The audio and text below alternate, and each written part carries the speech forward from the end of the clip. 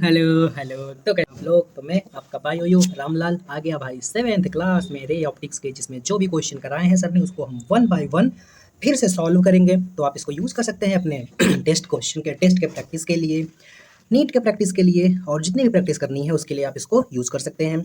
Start करेंगे अपने पहले सवाल से। आज हमारे सारे क्वेश्चन रिफ्रैक्शन पर बेस्ड हैं। क्या होता है भाई रिफ्रैक्शन? रिफ्रैक्शन होता ये है कि एक मीडियम होता है, मान लो ये मीडियम वन है जो कि रेयर मीडियम है। रेयर का मतलब होता है हल्का, और ये डेंसर मीडियम है। डेंसर का मतलब होता है गाढ़ा। तो एग्जाम्पल के लिए एयर मेरा रेयर मीडियम है और वाटर या ग्लास मेरा रेयर मीडियम है। ठीक है, तो जब ऐसे मीडियम में रे ऑफ लाइट ऐसे फॉल करती है, ऐसे रे ऑफ लाइट फॉल कर रही है, नॉर्मल से जो एंगल होता है वो इंसिडेंट एंगल होता है, और ये इसको सीधा जाना था, लेकिन ये रेयर से डेंसर मीडियम में जा रही है, इसीलिए नॉर्मल की तरफ बेंड हो जाएगी। अगर यही सेम सीन उल्टा हुआ होता, उल्टा मतलब ये डेंसर मीडियम रहा होता, ये रेयर, तो रे ऑफ लाइट ऐसे पड़ती और इसको नॉर्मल की तरफ जाना था। अगर ये रेयर से डेंसर में जाती है, लेकिन ये डेंसर से रेयर में जा रही है, तो नॉर्मल से अब ये बेंड कर जाएगी। अब यहाँ पे ये होता है एंगल ऑफ रिफ्रैक्शन, रिफ्लेक्शन नहीं रिफ्रैक्शन। ये कितना होता है भाई? ये हमेशा आई से कम ही होगा, और ये मेरा हो जाएगा क्या? डेविएशन, मतलब ये अपने पाथ से कितना भटक गई। तो यहाँ पे डेविएशन रिफ्रैक्शन के केस में आई माइनस आर हो जाता है। अगर ये पूरा होता तो ये आई रहा होता, अपोजिट एंगल, तो आई माइनस आर इसका क्या होता है? ये इसका होता है, क्या बोलते हैं इसको? डेविएशन। ठीक है, इतना बेसिक ठीक है। अब पहला मीडियम क्या है? रेयर है, वहां से रे ऑफ लाइट आ रही है, तो साइन आई, लेट सपोज करते हैं इसका रिफ्रैक्टिव इंडेक्स म्यू वन है, इसका म्यू टू है, तो sine I mu one is equal to sine R mu two. ये हमारा होता है स्नेल्स लॉ। क्या? Snell's law. हाँ, और अब तो क्या मैं ऐसे कह सकता हूँ इसको एक साइड रख के कि sine I divided by sine are is equal to mu two divided by mu one. हाँ, ऐसा कह सकते हैं। अब क्या आपने पढ़ा है कि क्या होता है? v is equal to C by mu होता है। ये होती है वेलोसिटी ऑफ लाइट किसी मीडियम में, ये उस मीडियम का रिफ्रैक्टिव इंडेक्स। तो यहाँ से हम कह सकते हैं अगर स्पीड ऑफ लाइट कांस्टेंट ही होती है तो इसके इनवर्सली प्रोपोर्शनल है, तो यहाँ पे ये हो जाएगा v1 बाई v2। ऐसे ही रिलेशन वेवलेंथ के लिए होता है lambda one upon lambda two. ये कहाँ से आया? c is equal to F lambda होता है, और क्या? तब अगर फ्रीक्वेंसी, हाँ फ्रीक्वेंसी एक बात और बतानी थी कि वेवलेंथ चेंज हो जाती है इस मीडियम पे आने पर, लेकिन फ्रीक्वेंसी ऐसी चीज़ है जो सिर्फ सोर्स पर डिपेंड करती है। मीडियम चेंज करने पर फ्रीक्वेंसी नहीं चेंज होती है, इस बात को याद रखना। तो क्या मैं कह सकता हूँ कि मेरा जो वेवलेंथ है वो डायरेक्टली प्रोपोर्शनल टू सी है, और सी मेरा डायरेक्टली प्रोपोर्शनल टू वी है, तो यहाँ से वेवलेंथ इसके डायरेक्टली प्रोपोर्शनल हो जाएगा। इस फॉर्मूले को आप जितना अच्छे से बाय हार्ट कर लेंगे उतना अच्छा होगा आपके लिए। अब हम अपने क्वेश्चन स्टार्ट कर सकते हैं।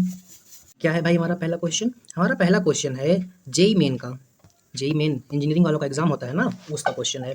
क्या है भाई? एक मोनोक्रोमेटिक लाइट है जिसका वेवलेंथ लैम्बडा वन है, जिसकी फ्रीक्वेंसी न्यू वन है, वो एयर से एंटर कर रहा है दूसरे मीडियम में। अगर एंगल ऑफ इंसिडेंट 45 है, एंगल ऑफ रिफ्लेक्शन 30 है, तो वेवलेंथ और फ्रीक्वेंसी में रिलेशन बताओ। तो फ्रीक्वेंसी मीडियम चेंज होने पर बदलेगी ही नहीं, तो ये वाला ऑप्शन कैंसिल।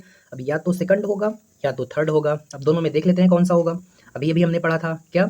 मुझे तो भाई ऐसे ही याद होता है कि साइन आई कर दो म्यू वन कर दो, तो जब इसको हम करते हैं तो क्या होता है? Sine I by sine are is equal to lambda one by lambda to.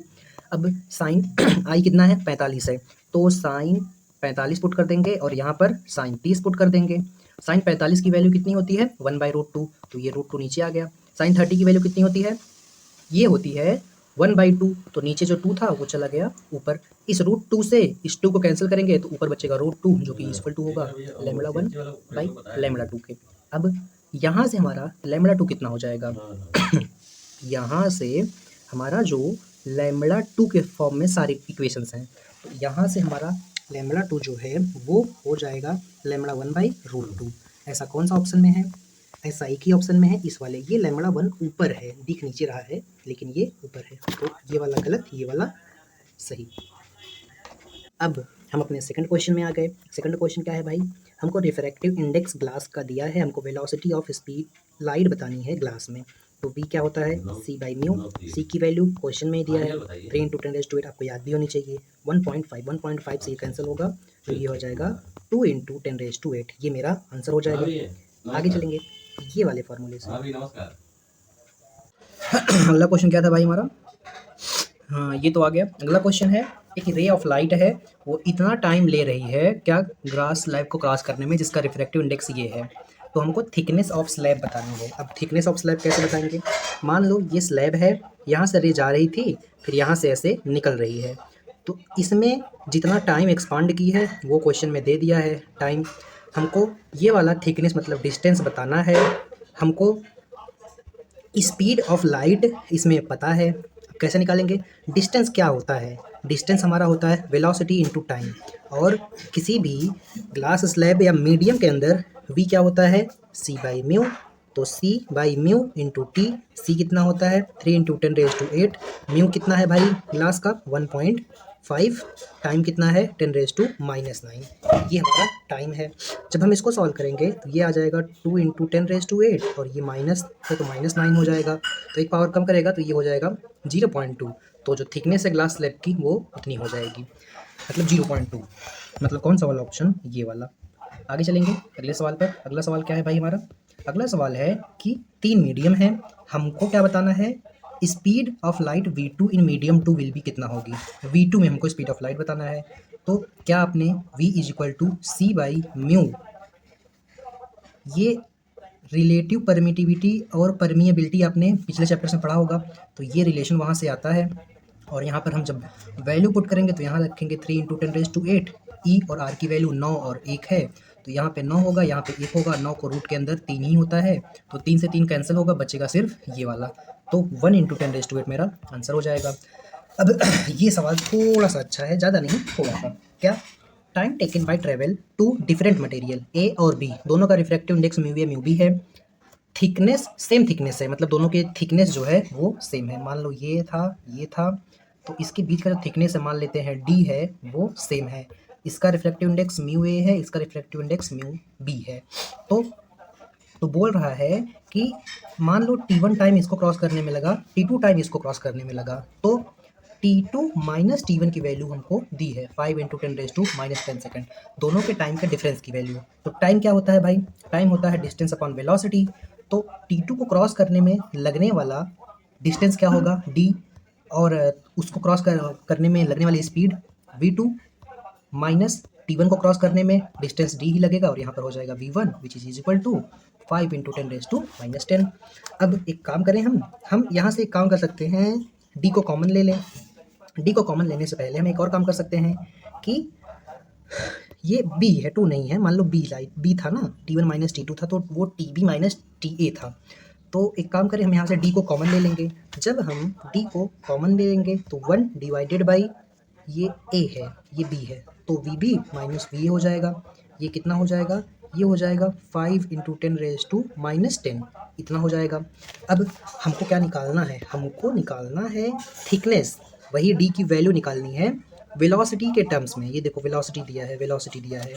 तो एक काम करें क्या, हम यहाँ पर एक काम कर सकते हैं, हमको वेलोसिटी का रेशियो नहीं, हमको म्यू का रेशियो दिया है। म्यू का रेशियो क्या दिया है भाई? म्यू का रेशियो हमको दिया है म्यू ए बाई, एक मिनट दिख नहीं रहा हूँ, mu A by mu B is equal to 1/2, और v क्या होता है c बाई म्यू, मतलब v inversely proportional to mu होता है। तो ये रिलेशन हो जाएगा, VA VB था तो ये VB बाई VA हो जाएगा। अब यहाँ से हम लिख सकते हैं कि 2 times of VB is equal to VA। कहाँ से? यहाँ से। अब हम यहाँ पे क्या करेंगे, हम यहाँ पर VB की जगह पर VA की जगह पर VB रखेंगे, मतलब समझ लो इसकी वैल्यू को रिप्लेस करेंगे। किसकी जगह पर क्या रखेंगे? VB की जगह पर इसको इस साइड लाएंगे तो VA बाई 2 रखेंगे। तो VB की जगह पर VA by 2 minus VA is equal to 5 into 10⁻⁻10। ये वाला 2 चला जाएगा ऊपर, ये वाला 2 ऊपर चला जाएगा, तो ये हो जाएगा 2 by VA minus VA is equal to 5 into 10⁻⁻10। अब यहाँ से हम एक काम करें, ये देखो 2 है, ये एक तरह से 2 है, 2 में से 1 जाएगा तो कितना बचेगा? 1 ही बचेगा। डिनोमिनेटर सेम है, तो 1 डिवाइडेड बाई VA हो जाएगा 5 इंटू 10⁻⁻10। अब ये मेरे डी की वैल्यू यहाँ से निकालेंगे तो इसको इस साइड लेके चले जाओ, तो 5 इंटू 10⁻10 इंटू वी, ये मेरा आंसर हो जाएगा। ऐसा आंसर पहला वाला है। अच्छा सवाल था, थोड़ा सा दिमाग लगाने वाला था। आगे चलते हैं। Time taken by the monochromatic light to travel certain distance in air, air में इतना टाइम ले रहा है, तो कितना टाइम लेगा सेम डिस्टेंस वाटर में। तो ये क्वेश्चन को कैसे डील किया जाता है भाई? नॉर्मली डिस्टेंस क्या होता है? वेलोसिटी इनटू टाइम, और एयर में हम वेलोसिटी ऑफ स्पीड एयर को मतलब वैक्यूम जैसा ही कंसीडर कर लेते हैं, कुछ नहीं दिया होता तो। वैसे तो वैक्यूम नहीं होता है, बट सी ही कंसीडर कर लेंगे। हमको क्या निकालना है? हमको टाइम तब निकालना है जब, हमको क्या निकालना है? टाइम टेकन, हमको तब टाइम निकालना है जब सेम डिस्टेंस ये ट्रेवल करे, किसमें? ग्लास में, सॉरी वाटर में। तो एक बात बताओ, जो वाटर में डिस्टेंस कवर करेगा वो क्या हो जाएगा? डिस्टेंस इंटू डिस्टेंस बराबर क्या हो जाएगा? वेलोसिटी, वेलोसिटी किसमें? वाटर में, इंटू टाइम। अब हमको क्या निकालना है? हमको यही टाइम हमको निकालना है। तो एक्चुअल में ये कितना डिस्टेंस कवर करेगा पहले निकालने, क्योंकि ये दोनों डिस्टेंस तो सेम ही होगा। अब वेलोसिटी को हम c ले लेंगे, तो 3 इंटू 10⁻8 हो जाएगा, टाइम 9 इंटू 10⁻6। एयर में भी हम ले सकते हैं, 9 तरीक कितना हो जाएगा? 27 इंटू 10⁻8 है, 6 है, तो ये कितना हो जाएगा? 2 हो जाएगा। अब तो यहाँ से हमको टाइम मिल जाएगा। अब यहाँ पर मैं इसकी जगह पर पुट कर दूंगा 27 इंटू 10⁻2 इंटू टाइम हमको निकालना है वाटर में, वेलोसिटी कितनी होगी? c/μ। तो एक बात बताओ, ये हो जाएगा 27 into 10⁻2 into mu divided by c is equal to T. Mu की वैल्यू कितनी दी है भाई? म्यू की वैल्यू हमको दिया है 4/3 आई थिंक, हाँ 4/3 है, तो 4 ऊपर 3 नीचे आ गया। और c की वैल्यू भी क्या होती है? 3 इंटू 10⁻8, तो 3 एकम 3, 3 9 27, 9 चौक 36, तो 36। एक सेकंड, 3 से देखो, 3 से इसको काटो, 3 एकम 3, 3 9 27, ठीक है, ठीक है। और इसके बाद किससे किसको कैंसिल करेंगे? 4/3 था, 3 से 27 को कैंसिल करेंगे। एक ये 4/3 वाला था और एक 3 था ये रिफ्रैक्टिव इंडेक्स वाला, तो 3 9 27, एक कैंसिल हुआ, फिर 3 एकम 3, 3 3 का 9, अब 4 तिहाई 12 मेरा सही आंसर होगा। तो 12 आ गया, और क्या बचा है ऊपर? पावर 2, नीचे कितना है? पावर 8, तो ये पावर ऊपर चला जाएगा, तो ये हो जाएगा 12 इंटू 10⁻6 सेकंड। तो इसको हम 12 माइक्रो सेकंड भी कह सकते हैं। ये वाला आंसर हो जाएगा। आगे चलते हैं। Difference of speed of light, मतलब स्पीड ऑफ लाइट का ही हमको डिफरेंस दे दिया है इस बार। क्या दिया है भाई? VA minus VB, VA minus VB कितना दिया है? 2.6 इंटू 10⁻7। अब स्पीड ऑफ लाइट क्या होती है किसी मीडियम में? c/μ, तो c/μA माइनस c/μ2। हमको क्या निकालना है? हमको रेशियो निकालना है रिफ्रैक्टिव इंडेक्स का, μB टू μ1, मतलब हमको क्या निकालना है जानते हैं आप? हमको निकालना है μB/μA। तो कैसे निकालेंगे भाई? ये बराबर है 2.6 इंटू 10⁻7 के। एक काम करें हम, अब एक काम करते हैं, c को इस साइड लेके आते हैं, c को कॉमन लेके इस साइड, तो ये हो जाएगा 1 divided by μA minus 1 divided by μB is equal to 2.6 into 10⁻7। c को यहाँ से कॉमन निकालेंगे बाहर, फिर क्रॉस मल्टीप्लाई करके इस साइड लेके आएंगे, तो जब c नीचे आ जाएगा, ये 2.6 है, तो c की वैल्यू यहाँ पर पुट कर देंगे 3 इंटू 10⁻8। अब एक काम और कर सकते हैं, हमको क्या चाहिए? हमको चाहिए μB/μ1, तो हम दोनों साइड μB से मल्टीप्लाई कर देंगे, तो इसमें भी μB से मल्टीप्लाई होगा, इसमें भी μB से मल्टीप्लाई होगा, इसमें भी μB से मल्टीप्लाई होगा, तो ये कैंसिल होकर 1 आ जाएगा, और ये क्या हो जाएगा? μB/μA जो हमको चाहिए था, ये -1 इज इक्वल टू, ये अगर 2.7 रहा होता तो 3 9 27, 0.9 आ गया होता, तो अभी ऐसे ही समझ लीजिए कि 27 ही है अप्रॉक्सीमेशन से। हालांकि मल्टीप्लाई में अप्रॉक्सीमेशन नहीं यूज़ किया जाता, बट ठीक है, चल जाता है, क्योंकि आंसर देखो दूर दूर है, इतना भी दूर नहीं है। तो 9 इंटू 0.9 इंटू 10⁻7 डिवाइडेड बाई 10⁻8। अब μB की वैल्यू हमको क्वेश्चन में दी हुई है, इतनी है भाई 1.47। तो जब हम इस सारी वैल्यूज़ को रखेंगे तो हमारे पास जो आएगा वो आएगा कितना? 0.1, कितना आएगा? 0.1 समथिंग आएगा। फिर इस 1 को इस साइड लेके जाएंगे तो प्लस कर देंगे, तो 1.1 के ऑर्डर में जो आंसर होगा वही होगा, 1.1 के ऑर्डर में एक ही था। आगे चलते हैं। मोनोक्रोमेटिक लाइट है, एक मोनोक्रोमेटिक लाइट है, अरे यार कैलकुलेशन था उसमें और कुछ नहीं बचा है, बस मोनोक्रोमेटिक लाइट है, वो पास कर रही है एक स्लैब से जिसका रिफ्रैक्टिव इंडेक्स दे दिया है, जिसका थिकनेस हमको दे दिया है, उसमें कितना टाइम लग रहा है दे दिया है। If time take T2 to travel same distance through water, तो हमको T1 माइनस T2 बताना है। क्या ऐसा क्वेश्चन अभी अभी हमने किया था? हाँ, कैसे किया था भाई?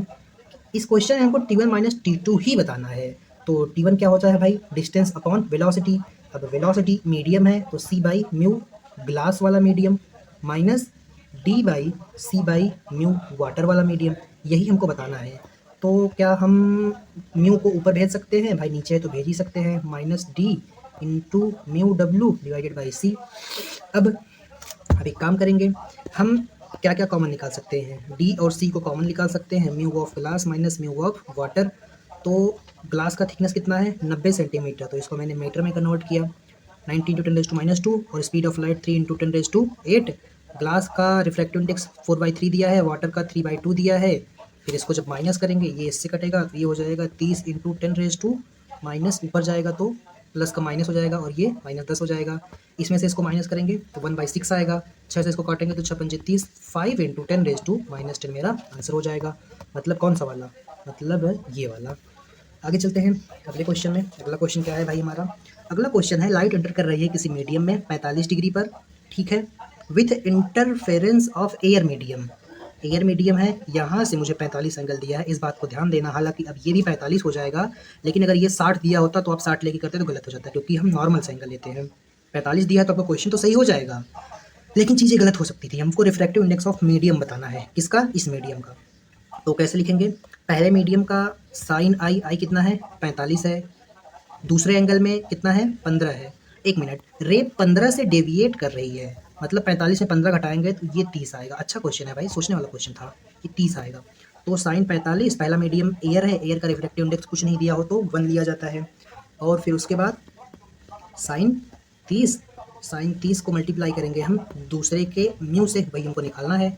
अब वैल्यू रख दो, साइन 45 की वैल्यू 1/√2, साइन 30 की वैल्यू 1/2, इस साइड आएगी तो 2 ऊपर आ जाएगा, 1 इधर आ जाएगा, तो हमारे म्यू की वैल्यू आ गई। √2 से 2 को काटेंगे तो म्यू की वैल्यू √2 ही आएगी, मतलब √2 की वैल्यू 1.41 होती है, आपको पता होगा। अब ये थोड़ा सा बेटर क्वेश्चन है। इसमें की कंसेप्ट क्या है? इसमें की कंसेप्ट सिर्फ यही है कि जैसे किसी मीडियम के लिए वेलोसिटी, जैसे किसी मीडियम के लिए वेलोसिटी c बाई म्यू होती है, वैसे किसी मीडियम के लिए वेवलेंथ जो होगा वो लैम्बडा नॉट डिवाइडेड बाई उस मीडियम का वेवलेंथ होगा, उस मीडियम का रिफ्रैक्टिव इंडेक्स। ये इसका की कंसेप्ट था, ठीक है। तो यहाँ तक तो ठीक है, ये इसका की कंसेप्ट था। बस अगर आपको ये समझ गया तो आप सारा क्वेश्चन सॉल्व कर लेंगे। स्टार्ट करेंगे हम अपने क्वेश्चन के सॉल्यूशन से। क्या है भाई? हमको क्वेश्चन में दिया है कि वेवलेंथ ऑफ लाइट वैक्यूम में वेवलेंथ दे दी, तो वही लैम्बडा नॉट की वैल्यू है। Same thickness in a glass water, glass में भी और वाटर में भी थिकनेस सेम है। मान लो ये ग्लास था, मान लो ये वाटर था, दोनों की थिकनेस मैंने अलग भले बनाई है लेकिन आपको सेम मानना है। और फाइंड द थिकनेस, एक सेकेंड, नंबर ऑफ वेव अगर 400 है तो हमको थिकनेस बतानी है। Same thickness in glass and water, the difference in number of wave 400, तो फाइंड द थिकनेस। तो हमको डी ही एक्चुअल में बताना है। तो कैसे बताएंगे? अब नंबर ऑफ वेव क्या होती है? तो नंबर ऑफ वेव ये होता है, जैसे ये एक वेव है, ये यहाँ से यहाँ तक एक वेव है, यहाँ से यहाँ तक एक वेव है। तो अगर किसी डिस्टर्बेंस में, किसी यहाँ से यहाँ मान लो वेव के फॉर्मेट में लाइट जाती है, तो जितना डिस्टेंस ट्रेवल करेगा वो डिस्टेंस होगा n टाइम्स ऑफ वेव के। मान लो n वेवलेंथ, मतलब n times of wavelength, n क्या बोलते हैं इसको? यहाँ से यहाँ के डिस्टेंस को क्या बोलते हैं? वेवलेंथ, एक वेवलेंथ की डिस्टेंस ऐसे ऐसे n है, तो n लैम्बडा हो जाएगा। हमको पता नहीं है n की वैल्यू, हमको n की वैल्यू पता ही नहीं है। तो एक काम करेंगे, ये हमको डिफरेंस दे दिया, तो मान लेते हैं इसमें n1 वेव है, मान लेते हैं इसमें n2 वेव है, तो n1 माइनस n2 कितना हो जाएगा? 400। ये n1 और n2 क्या है? ये नथिंग बट ये एक तरह से n का डिफरेंस। n क्या था? अभी अभी हमने देखा कि d बराबर n लैम्बडा होता है, तो n क्या हो जाएगा? d by lambda. तो दोनों तो सेम डिस्टेंस की हैं, और वेवलेंथ मीडियम वन में, मीडियम वन क्या है? ग्लास है, minus d by wavelength medium दूसरे में वाटर है, जो कि वाटर है। अब हम एक काम करेंगे, क्या काम करेंगे? यहाँ पे इसको सॉल्व करेंगे, डी को हम कॉमन ले लेंगे। जब डी को कॉमन ले लेंगे, अच्छा ये वेवलेंथ को हम क्या लिख सकते हैं? वेवलेंथ को किसी मीडियम में हमने अभी बताया था, क्या बताया था कि किसी मीडियम में वैक्यूम डिवाइडेड बाय उस मीडियम का म्यू लिख सकते हैं। तो हम एक काम करेंगे, डी को बाहर ले लिए हैं तो वेवलेंथ को हम लिखेंगे लैम्बडा नॉट वैक्यूम में और म्यू उस मीडियम में। इस मीडियम का म्यू क्या होगा, ग्लास है तो माइनस नीचे था तो नीचे से ऊपर चला गया, और यहाँ पर क्या हो जाएगा, यहाँ पर हो जाएगा water divided by lambda naught is equal to 400। अब जब हम इसको सॉल्व करेंगे तो यहाँ से क्या हम लैम्बडा नॉट को कॉमन ले सकते हैं, हाँ, तो mu G by mu W is equal to 400। अब ये म्यू जी और म्यू डब्ल्यू कितना है भाई, D divided by lambda naught. Mu g की वैल्यू 3/2 है, इसकी वैल्यू 4/3 है, तो इसमें से इसको जब हम माइनस करेंगे तो क्रॉस मल्टीप्लाई करके 1/6 ही आएगा। तो ये मेरा क्या हो जाएगा, D divided by lambda naught is equal to 400। अब मुझे क्या निकालना है, मुझे ये डी निकालना है, तो डी हो जाएगा 400 multiply by 6 multiply by lambda not. तो 400 multiply by 6 multiply by lambda not की वैल्यू कितनी है भाई, 5000 एमस्ट्रॉम, मतलब 10⁻⁻10। तो 1 0 2 0 3 0 4 0 5 0, 5 0 से ये 5 0 कैंसिल हो जाएगा, तो 4 छक्के 24, 24 बच्चे जो भी होगा, और ये यहाँ पर बचा 5 पावर, 24 बचे कितना होता है, 5 चौक 20, 120 होता है, तो 10⁻⁻4 मीटर। ये मेरा आंसर हो जाएगा इसका। आगे चलेंगे अगले क्वेश्चन पर। अगला क्वेश्चन क्या है भाई, अच्छा सवाल था, लेंदी सवाल था, सीधी बात भाई, ऐसा क्वेश्चन नीट में आने का चांसेस कम है, लेंदी कोई क्वेश्चन था, हमारे पास इतना टाइम तो होता नहीं है। अब इस क्वेश्चन को करते हैं, हाँ ऐसे क्वेश्चन नीट में आने के चांसेस होते हैं हमको भाई। ये क्वेश्चन है, incident of ray of light एक ग्लास पे पड़ रही है, कितने डिग्री पर, 60 डिग्री पर, मतलब ये ऐसे है रे ऑफ लाइट, ये इसका इंसिडेंट एंगल है, ये 60 है, और रिफ्रैक्टिव इंडेक्स ऑफ ग्लास हमको बताना है, इसका म्यू बताना है। मान लो ये ग्लास है, अगर रिफ्लेक्टेड और रिफ्रैक्टेड रे परपेंडिकुलर है, मान लो यहाँ से एक रे ऑफ लाइट रिफ्लेक्ट भी हो रही है और रिफ्रैक्ट भी हो रही है एक लाइट, तो ये दोनों क्वेश्चन के अकॉर्डिंग परपेंडिकुलर है, ठीक है। तो हमको इसका म्यू बताना है, क्या बताना है, रिफ्रैक्टिव इंडेक्स। तो अगर मुझे किसी तरह से ये आर पता चल जाए तो मेरा काम बन जाए। क्या आपको पता है कि रिफ्लेक्टेड रे की एंगल और रिफ्लेक्टेड रे की एंगल रिफ्लेक्टेड और इंसिडेंट के एंगल बराबर होती है, तो ये 60 हो गया। ये पूरा कितना है, ये पूरा 180 है, ये 60 है, ये 90 है, 9 6 15, तो ये कितना होगा, सिंपल सी बात है भाई, 30 होगा ना। अरे ये पूरा 180 है, ये मेरा 60 हो गया, आई और आर बराबर होता है इन केस ऑफ रिफ्लेक्शन, तो ये 60 हो गया, ये 90 हो गया, तो ये बचा कितना, 30, तो ये 30 हो गया। अब मुझे म्यू2 बताना है, पहला मीडियम कुछ ना बताया तो एयर ले लो, तो साइन 60 इंटू 1, मतलब ये म्यू1 है, is equal to sine 30 is equal to म्यू2, मतलब ये ग्लास वाला मीडियम। साइन 60 की वैल्यू √3/2, साइन 30 की वैल्यू 1/2 इंटू म्यू2, 2 से 2 कैंसिल हो गया, और म्यू2 की वैल्यू कितनी आ गई, √3, मतलब ये वाला मेरा आंसर हो जाएगा। आगे चलेंगे, ये थोड़ा सा अच्छे लेवल का क्वेश्चन है। क्या है भाई, कंसीडर करो रे ऑफ लाइट को किसी मीडियम में, तो हमको रिफ्रैक्टिव इंडेक्स दे दिया है क्या, रूट के अंदर 2n, इंसिडेंट एंगल जो है वो ट्वाइस है, इंसिडेंट एंगल ट्वाइस है किसके, रिफ्लेक्टिंग एंगल के। तो एंगल ऑफ इंसिडेंस बताना है, तो एंगल ऑफ इंसिडेंस मतलब आई बताना है इसके फॉर्मेट में। तो क्या हम लिख सकते हैं कि स्नेल्स लॉ से साइन आई इंटू म्यू1 is equal to sine are is equal to म्यू2, इज इक्वल टू नहीं मल्टीप्लाई म्यू2, हाँ लिख सकते हैं। अब ये कहाँ से आ रहा है, ये किसी मीडियम में जा रहा है, कुछ नहीं बताया होगा तो आप एयर ले लेंगे, तो साइन आई इंटू 1 हो जाएगा, तो 1 को ना ही लिखो तो ठीक है। अब हमको क्या बताना है, एंगल ऑफ इंसिडेंस, मतलब हमको इंसिडेंस बताना है कि रिफ्लेक्शन बताना है, एंगल ऑफ इंसिडेंस, ठीक है, एंगल ऑफ इंसिडेंस बताना है, तो साइन आर इंसिडेंस ही बताना है, मतलब आई बताना है। तो म्यू2 क्या हो जाएगा भाई, म्यू2 को अभी हम लिखते हैं म्यू2 ही, और म्यू2 तब मेरा हो जाएगा, इसको इस साइड लेके आओ, तो म्यू2 मेरा हो जाएगा sine I divided by sine R, ये मेरा म्यू2 होगा।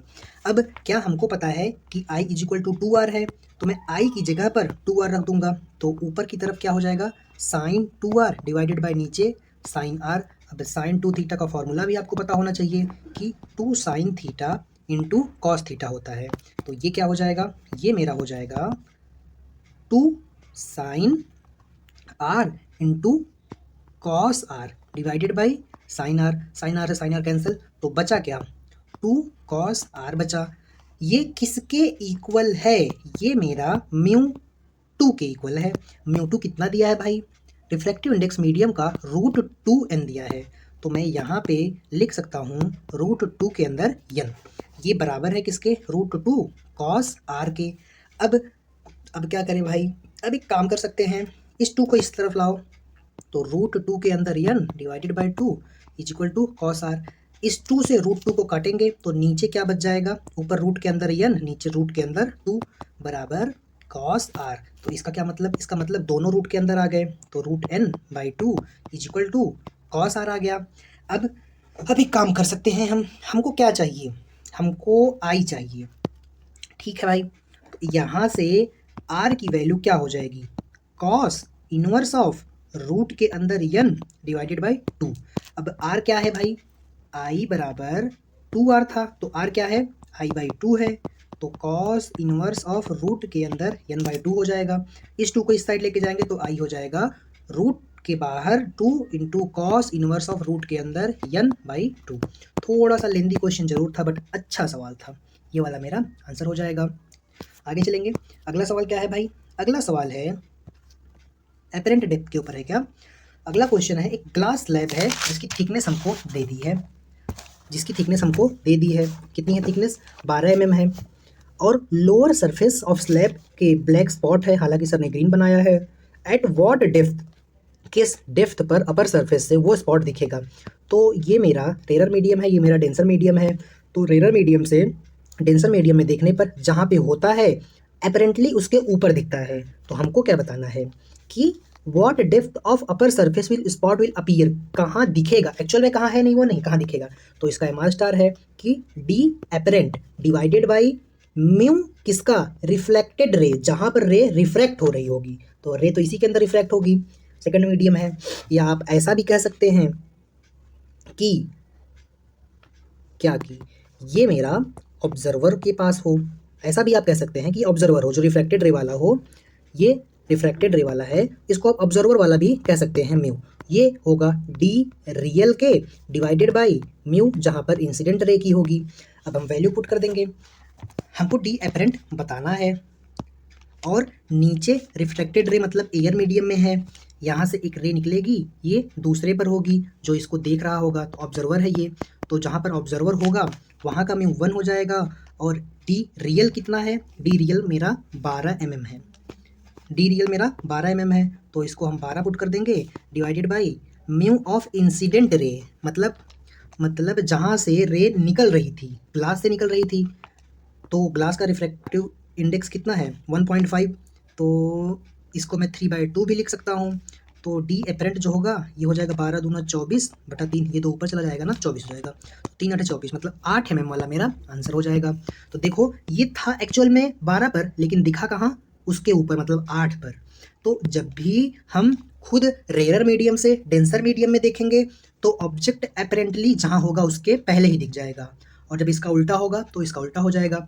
अगर हम यहाँ पर खड़े होते और हम रेयर मीडियम में कुछ देख रहे होते तो वो और दूर दिखता एज कंपेयर जहाँ पर है। आगे चलेंगे, find the distance of bird from fish मतलब सीन बाय फिश, और distance of bird from boundary seen मतलब ये बाउंड्री है। तो एक बात मुझे बताओ, एक बार ये फिश कहाँ पर है, वाटर में है, तो कहाँ पर है ये, डेंसर मीडियम में, बर्ड कहाँ है, रेयर में, ठीक है। तो डिस्टेंस बतानी है एक बार, distance of bird from fish, तो बर्ड की डिस्टेंस फिश से, वैसे तो ये 24 + 120 है, लेकिन इसका आंसर इससे ज़्यादा आएगा क्योंकि ये डेंसर से रेयर में देखेगी। और बाउंड्री से डिस्टेंस कितना होगा देख लेते हैं, पहले हम बाउंड्री से ही निकाल लेंगे। क्या ये फॉर्मूला ऑलवेज वैलिड है, D apparent divided by mu refracted ray का is equal to D real divided by mu incident ray का, हाँ ये ऑलवेज ट्रू है। तो डी अपरेंट क्या हो जाएगा, वही तो हमको निकालना है। अब रिफ्रैक्टेड रे या ऑब्जर्वर, यहाँ पर कौन है, यहाँ पर ऑब्जर्वर फिश है, फिश ही तो देख रही है ना, तो जब फिश देख रही है तो ये खुद कौन से मीडियम में है, ये डेंसर मीडियम में है, मतलब इसका मुझे रिफ्रैक्टिव इंडेक्स लिखना पड़ेगा, बताया था ये ऑब्जर्वर का होता है। तो इसका रिफ्रैक्टिव इंडेक्स 4/3 होगा। और आगे डी रियल मतलब जो एग्जैक्ट इसके बीच का डिस्टेंस है वो कितना है, वो मेरा ये 120 है, ये 24 है। तो सेम मीडियम में थोड़ी देखने पर जैसे ये वाला डिस्टेंस डी रियल नहीं होगा, डी रियल ये वाला है, रियल डिस्टेंस ये है, लेकिन मछली पानी में है तो इसको कुछ और दिखेगा। तो एक बार बाउंड्री से देखना है, एक बार यहाँ से देखना है। फिलहाल हम कहाँ से देख रहे हैं, फिलहाल हम बाउंड्री से देख रहे हैं। तो डी रियल मेरा कितना हो जाएगा, 120 हो जाएगा। इंसिडेंट रे का म्यू, इंसिडेंट रे कहाँ से आ रही होगी, इसके पास से रे आ रही होगी तभी तो मछली देख पाएगी। तो इसका म्यू 1 हो जाएगा क्योंकि एयर है। तो डी ये क्या हो जाएगा, 120 मल्टीप्लाई बाई 4/3। 3 से इसको काटो, 3 एकम 3, 3 चौक 12, 4 चौक 16। तो एपेरेंट डेप्थ जो होगी वो मेरी 160 आ जाएगी। मतलब अगर यहाँ बाउंड्री से देखा जाए तो है तो 120, लेकिन अगर पानी में से देखेंगे तो ये 160 लगेगा। मतलब ऐसा लगेगा चिड़िया यहाँ पर है। यही बात तो आपको बताया था मैंने कि डेंसर से रेयर देखने पर डिस्टेंस ज़्यादा दिखती है। सेम केस होता है एरोप्लेन वाले में। एरोप्लेन उतना ऊपर रहती नहीं जितना ऊपर दिखती है, हालांकि एयर एक ही मीडियम है, लेकिन हाई अल्टीट्यूड पर थोड़ा सा मीडियम हल्का हो जाता है, रेयर हो जाता है, नीचे थोड़ा सा डेंसर मीडियम होता है। तो 160 हो गया। अब अगर मछली से डिस्टेंस निकालेंगे तो मछली की डिस्टेंस इसमें जोड़ देंगे तो कितना हो जाएगा, 184। ये मेरा सीन बाई फिश हो जाएगा। आगे चलेंगे, find the distance of object from observer. ये ऑब्जर्वर है, तो जितना ज़्यादा मीडियम होगा उतना तरह से हम ऐसे डायरेक्ट ऐड करते जाते हैं। अभी दिखाता हूँ कैसे। डी एपेरेंट जो होगा वो बाई जिसमें से ऑब्जर्वर खड़ा है उसके नीचे का रिफ्रैक्टिव इंडेक्स एयर है तो 1 लिख दिया डायरेक्ट। ये होगा D1/μ1 plus D2/μ2 plus D3/μ3। D1 कितना है, यहाँ से यहाँ के बीच का डिस्टेंस कितना है, D1 है। तो और मीडियम कौन सा है, एयर ही है, तो 1 कर देंगे। D2 कितना है, D1 है, D2 तो D2 ही है। मीडियम क्या है, ग्लास। मान लेते हैं ग्लास का कुछ रिफ्रैक्टिव इंडेक्स म्यू है, प्लस D3 क्या है, D3 भी मेरा एयर ही है तो D3/1। तो ये मेरा आ जाएगा क्या, एपरेंट डिस्टेंस। आगे चलेंगे अगले सवाल पर। Length of vertical pole. एक वर्टिकल पोल है जो सरफेस ऑफ लेक पर है, ठीक है। अब अंडर वाटर एक फिश है, यहाँ पर एक फिश है और just the surface of tip of pole appear. तो यहाँ से ये पोल इसको कितना ऊंचाई पर दिखाई देगा, मुझे सिर्फ इतना बताओ। इसकी एक्चुअल हाइट 24 है, तो ये डेंसर से रेयर में देख रहा है तो 24 से तो ज़्यादा ही दिखेगी भाई, ये तो क्लियर है। तो ये दोनों ऑप्शन तो होगा नहीं, दो ऑप्शन को छांटना रहता है तो ऐसे ही छांटा जाता है। अब या तो 36 होगा या तो 32 होगा। तो एक काम करेंगे, क्या वही जो अभी तक लगाते आ रहे हैं मास्टर, डी एपरेंट कहाँ से, जिस मीडियम से देख रहा है। ये ऑब्जर्वर किस में है, इसमें है, तो रिफ्रैक्टेड रे मतलब ये वाटर का म्यू हो जाएगा। और डी रियल ये एयर में है, तो डी एपरेंट क्या हो जाएगा, वाटर का कितना है, म्यू 4/3। तो यहाँ पर 4/3 हो जाएगा। डी रियल एक्चुअल में ये कितना है, 24 है, और म्यू कितना है, 1 है। तो डी ये क्या हो जाएगा, 24 मल्टीप्लाई बाई 4/3। 3 एकम 3, 3 अठे 24, 8 चौक 32। तो 32 मेरा आंसर आ जाएगा। मतलब 32 सेंटीमीटर सरफेस के ऊपर दिखेगा इस मछली को, हालांकि उतना ऊपर है नहीं। अब पोजीशन ऑफ इमेज बतानी है ऑब्जर्वर से, तो इस केस में भी क्या करते हैं, आपको पता ही होगा कि D apparent divided by mu, जहाँ से ऑब्जर्वर देख रहा है उसका, बराबर D2 या D1 मान लो divided by μ1 plus D2/μ2 plus D3/μ3। अब ये ऑब्जर्वर कहाँ पर है, एयर में है, तो इसका जो म्यू होगा वो 1 ही हो जाएगा। D1 यहाँ से यहाँ की डिस्टेंस कितनी है, 5 है, कहाँ पर है, एयर में है, तो 1 लिख देंगे। D2 यहाँ से यहाँ की डिस्टेंस 6 है, म्यू कितना है, 2 है। D3 6 है, μ3 कितना है, 3/2। तो ये हो जाएगा 5, इसको काटेंगे तो 2 तिहाई 6 प्लस ये 6 दूनी 12, 2 ऊपर चला जाएगा, 3 चौक 12, तो 4 हो जाएगा। 5 3 8 4, 5 3 8 4 12। तो ये मेरा आंसर फाइनली 12 मीटर आ जाएगा। 12 मीटर है, ध्यान रखना। तो यहाँ पर पोजीशन ऑफ इमेज जो है वो ऑब्जर्वर से 12 मीटर पर होगी। अब हमारा आज का सबसे बेस्ट क्वेश्चन, आप इसको बेस्ट क्वेश्चन नहीं बट अच्छा क्वेश्चन है कह सकते हैं। क्या है भाई क्वेश्चन, ये क्वेश्चन है, एक वेसल है मेरी, वो डी डेप्थ पर है, आधी भरी हुई है, ठीक है, आधी, हाफ फिल्ड विथ ऑयल जिसका रिफ्रैक्टिव इंडेक्स μ1 है, मतलब D/2 फिल है जिसका रिफ्रैक्टिव इंडेक्स N1 है। Other half filled with water, इसमें मेरा क्या है, वाटर है जिसका रिफ्रैक्टिव इंडेक्स N2 है। तो एपेरेंट डेप्थ ऑफ वेसल क्या होगी अगर हम इसको यहाँ से देखते हैं तो मुझे एक बात बताओ, एपेरेंट डेप्थ होती क्या है, D बाई कहाँ से देख रहे हैं, एयर से, is equal to D1/μ1 plus D2/μ2। अब एक बात बताओ मुझे, कौन सी बात, कि यहाँ पे D1 कितना है, तो D1 मेरा सिंपली D/2 है और μ1 कितना है, सिंपली N1 है, प्लस D2 कितना है, D/2 ही है, μ2 कितना है, N2 है।